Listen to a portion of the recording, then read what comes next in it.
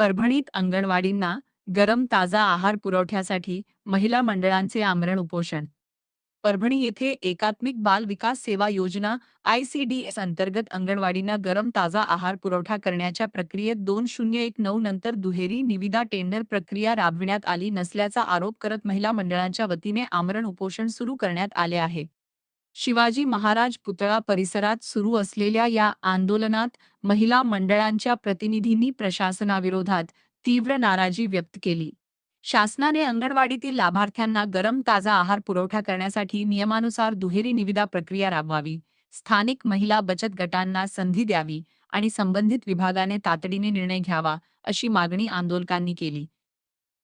आंदोलकांचे म्हणणे आहे की गेल्या अनेक वर्षांपासून नियमानुसार टेंडर प्रक्रिया न झाल्यामुळे महिला बचत गटांवर अन्याय होत असून पारदर्शकतेचा अभाव निर्माण झाला आहे। प्रशासनाने याकडे गांभीर्याने लक्ष देऊन त्वरित तोडगा काढावा, अन्यथा आंदोलन अधिक तीव्र करण्याचा इशाराही आंदोलकांनी दिला आहे। सध्या आंदोलनस्थळी महिला मंडळांच्या सदस्यांचा मोठा सहभाग असून प्रशासनाच्या भूमिकेकडे सर्वांचे लक्ष लागले आहे।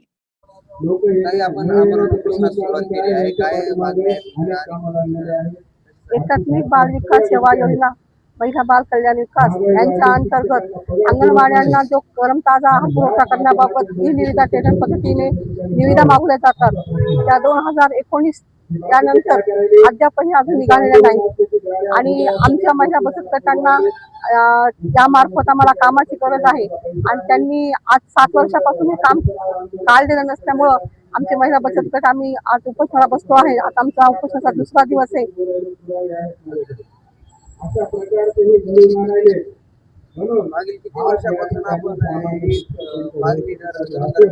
सन 2019ला आम्ही उपोषण असंच केलं होतं आणि तेव्हा 2019ला हे टेंडर निघालं होतं।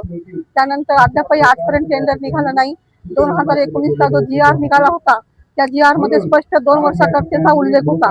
मग 2019 नंतर 2 वर्ष म्हणजे 2021 पर्यंत टेंडर निघायला पाहिजे होतं। अद्यापही टेंडर निघालं नाही। आमच्या सर्व महिला मंडळाची मागणी आहे की हे टेंडर काढून आम्हाला सर्वांना हे काम देण्यात यावं।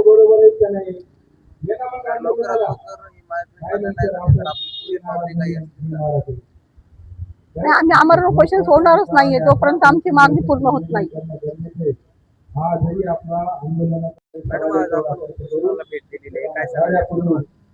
हो, नक्कीच बोलेल मी।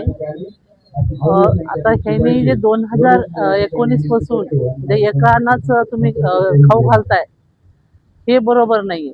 कारण माझं इतकंच मत आहे की ह्याच्यामध्ये जर गोरगरीब महिला जर सक्षमीकरण होत असेल तर महिलांना का देण्यात येऊ नये। आणि आतापर्यंत तुम्ही 19 पासून आतापर्यंत का टेंडर तुम्ही चेंज केला नाही, एकाच माणसाला का देताय?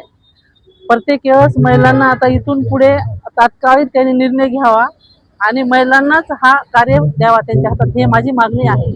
आणि आता नवीन आमदार झालेले आहेत, मी त्यांच्या थ्रू सय्यद खान भैयांना एक रिक्वेस्ट करेल आणि त्यांना म्हणेल की ह्या टेंडरकडे थोडे लक्ष द्या। महिला उपोषणला बसल्या का आणि महिलांना पण ह्या कामाची गरज आहे। गोरगरिबांची संधी करण्यासाठी त्यांना वेळ मिळेल आणि आम्हाला थोडंसं महिलांसाठी काहीतरी सक्षम करण्यासाठी नक्कीच आम्ही प्रयत्न करू।